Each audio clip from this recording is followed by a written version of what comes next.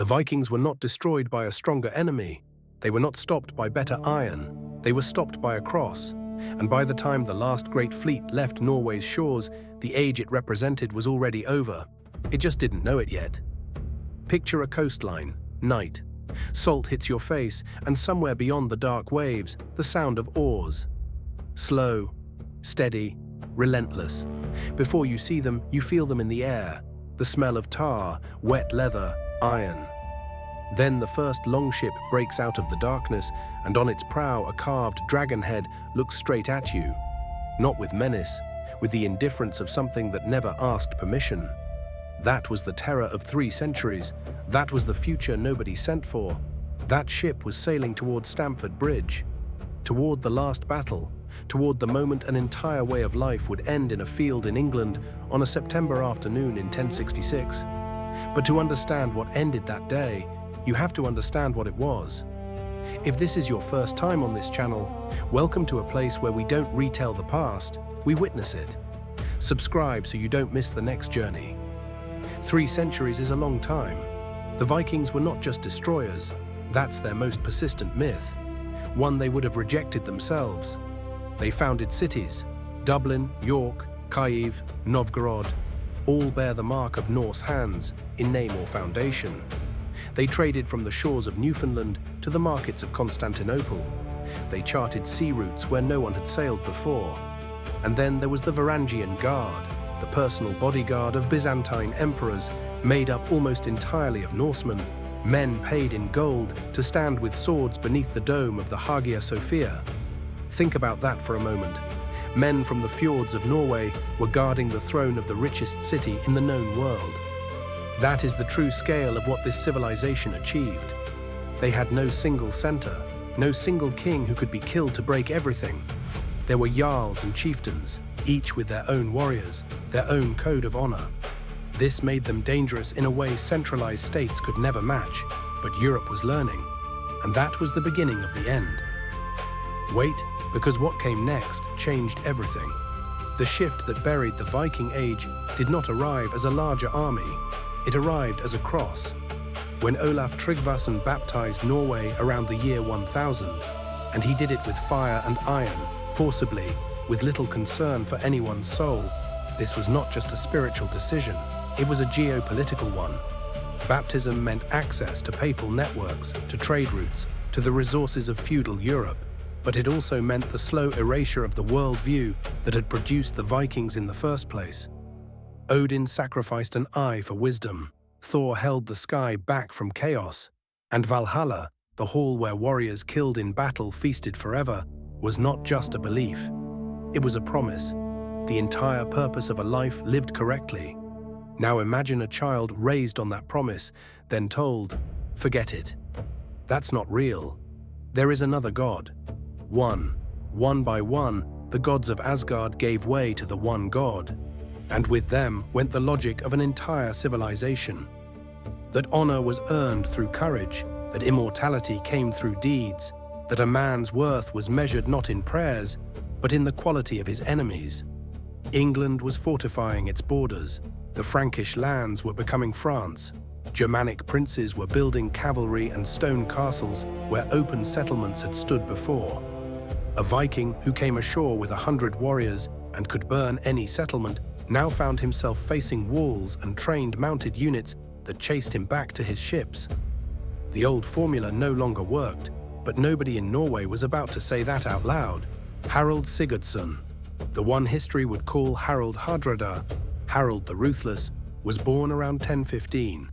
At 15, he stood beside his half-brother Olaf the Saint at the Battle of Stiklestad in 1030. Olaf lost, Harald fled. That flight, through forests, through Sweden, through the steppes of Kievan Rus, built the man Scandinavia had never seen before. He spent years in Kiev under Yaroslav the Wise. He fought for him. For the first time, he saw power from the inside, not as a raider, but as someone who was trusted. Then Constantinople, the Varangian Guard. He led units in Africa and Sicily, in Bulgaria and Asia Minor. He collected gold, reputation, contacts. He saw how the Greeks fought, how Arab fortifications were built, how emperors fell. 2 of them he watched dethroned in person. With a fortune and a name, he returned north. Picture it. 1046, Harald returns to Norway after nearly 20 years away. He brings Varangian gold, Byzantine weapons, and something worth considerably more: the authority of a man who has seen more than anyone in those fjords. Within a year, co-ruler of Norway alongside Magnus the Good. Within 2, sole king after Magnus died. Within 15, the most dangerous monarch in Scandinavia. The one who never stopped fighting. The one who didn't know how to stop. The sagas say he composed poetry in the gaps between battles, not for glory, for himself. That detail stays with you if you think about him long enough. 1066, one of those numbers Europe never forgot. And the reason is not one event, but 3, occurring within a single October. It began in summer, in Norwegian fjords, where 300 longships gathered into one armada. 300 ships, each carrying 30 to 40 warriors. Together with support vessels and Scottish allies, Harald could field up to 15,000 men. This was not a raid, this was a farewell. The pretext was the English throne. After King Edward the Confessor died in January 1066, the question of succession became open and dangerous.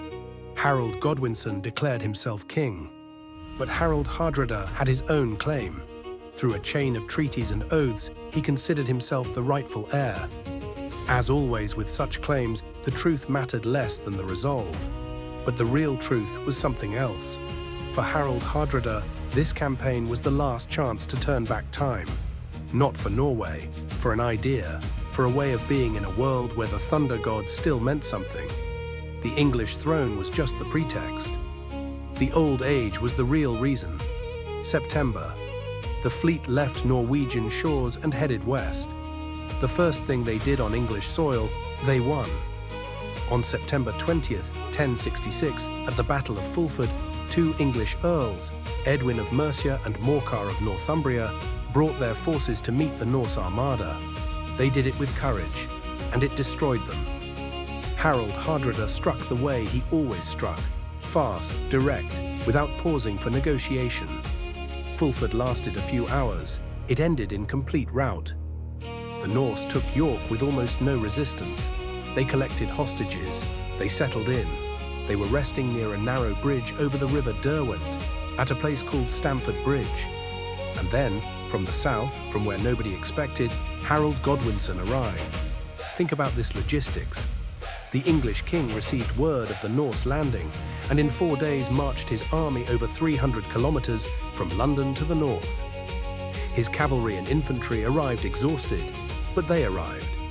September 25th. Unexpectedly. While the Norse rested and most of their armor sat on the ships. The sagas record that before the battle began, Harald Godwinson sent a negotiator to the Norse positions with an offer. Lay down your weapons, receive peace. Harald Hardrada asked, and what land do we get? The negotiator reportedly answered, 7 feet of English ground, or a little more, since you are taller than most. Harald laughed and gave the order to begin. There is one detail that has given people no peace for 1,000 years. One Norse warrior, nobody knows his name, stepped onto the narrow bridge over the Derwent and held it alone, against wave after wave of English attackers. By some accounts, 40 men or more, until someone swam under the bridge and drove a spear up through the planks. Nobody knows his name, but his stand on that bridge was recorded in English chronicles, even though he was the enemy. Even enemies acknowledged, here was a man who died correctly. Harald Hardrada held his formation the way he always held, hard, confident, with extraordinary calculation. A wall of shields, heavy infantry arranged into a wedge, but without armor, without half their weapons, everything left on the ships. An arrow found his throat, so the chronicles say. Some record that he fell first among the commanders. Others say he stood for several more minutes before dying. When he fell, so did the line. The Norse broke and ran. What remained of the army retreated in panic toward the ships. Of the 300 longships that left Norway, 20 returned home. 20.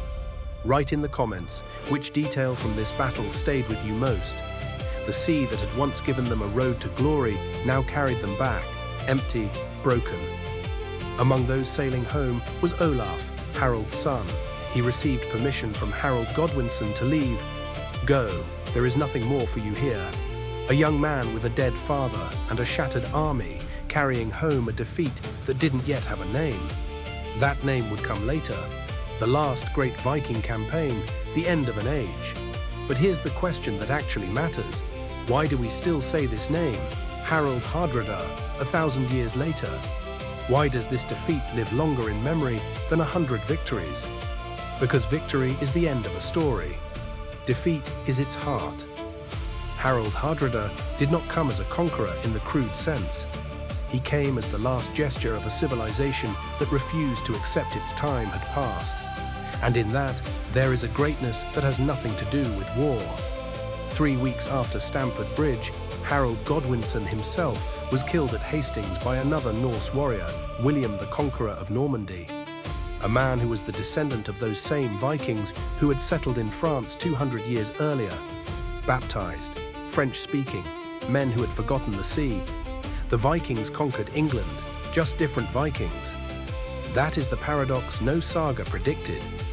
Where are the Vikings today? The name Dublin from the Old Norse Dyflin, York from Norse Jorvik, Normandy from the Northmen. The English words knife, sky, window, husband, all came from Old Norse. Every time an English speaker looks out a window, they are speaking an ancient Norse word without knowing it. The Vikings didn't disappear, they dissolved into what they themselves had built. In Norway, Sweden, Denmark today live people whose names and DNA trace through 12 to 14 generations directly to those longships. But also in Ireland, Scotland, Normandy, everywhere they traded or settled. Iceland is the clearest surviving image of what they were. Almost nothing changed there after them. A shift in ages never looks like a shift in ages while it's happening. It looks like a lost battle, like a fleet running out of men, like one king's decision to get baptized for trade advantages. But from 1,000 years away, you look at September 25th, 1066, and see it clearly. This was not just the day Harald Hardrada died. This was the day one way of thinking about the world, honor through courage, immortality through deeds. God served not with prayer but with a sword, finally gave way to another. That other way won. But the defeated did not vanish. It went underground, into sagas copied by monks, those same monks whose monasteries the Vikings had burned for 200 years, into city names, into the words of languages, into the DNA of people now living in cities with central heating who know nothing of longships. What does it mean to die for an idea in a world that no longer understands it? Harald Hardrada probably never asked himself that question. People who live in complete alignment with their time don't ask such questions. He simply knew. There is a throne, there is a claim, there is a fleet. The rest, the will of gods and the quality of iron. But the gods were silent at Stamford Bridge. The iron didn't help. And yet something keeps this defeat from being just a defeat. The stand of one nameless warrior on that bridge, not strategic, not useful, just right, was the essence of everything this civilization had built across 3 centuries. Maybe the gods were there after all, just watching their warrior on the bridge, not the outcome of the battle. The silence after Stamford Bridge is a particular kind of silence. It doesn't feel like the silence after other battles. There is no victory in it, only completion. Like the last page of a book you've been reading too long and don't want to close. 20 ships sailed home. The Norwegian coast met them not with triumph, but with the quiet horror of counting. Who came back? Who didn't? Fathers, sons, brothers. The sea had taken the rest. The sea didn't know it had done something significant. It just rolled its waves, as always. 200 years after Stamford Bridge, Icelandic skalds wrote down the sagas, not because anyone forced them, but because they could not accept that this would disappear. It's an instinct that exceeds rationality. If it isn't written, it's as if it never happened. And if it never happened, then who are these people? Today we have those records. the saga of Harald Sigurdsson, Snorri Sturluson's Heimskringla, English chronicles that describe the Norse campaign with reverent terror and barely concealed respect.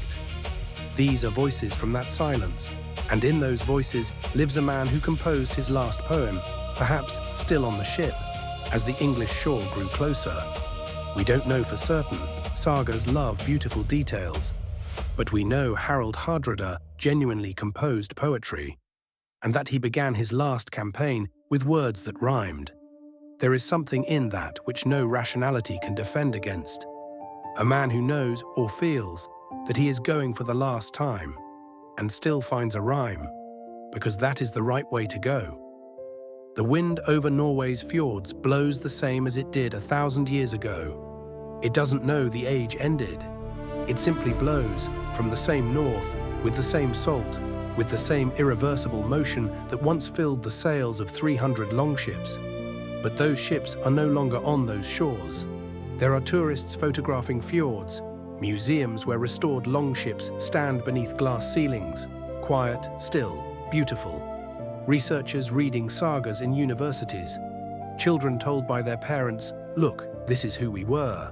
And there is this one elusive thing, when you stand at the edge of a fjord and look out to sea, a feeling that they could still come, that the silence is not final, that somewhere beyond the horizon, a carved dragon head and oars and the smell of tar. That is not nostalgia. It is memory that runs deeper than any nostalgia. Harald Hardrada died at Stamford Bridge from 18 arrows or one to the throat, depending on which chronicle you read. The nameless warrior on the bridge died from a spear thrust upward through the planks. 15,000 men went into English ground or down to the bottom with 280 longships. But their names, those we know and those nameless, are still here. In every word of this text, in every city standing where they once landed, in every wind off the sea that reminds, once there were people here whom no storm could stop. That is the immortality Valhalla promised its finest warriors. Not a heavenly feast, just to be remembered. 1,000 years later, across the whole earth, they would say that is enough.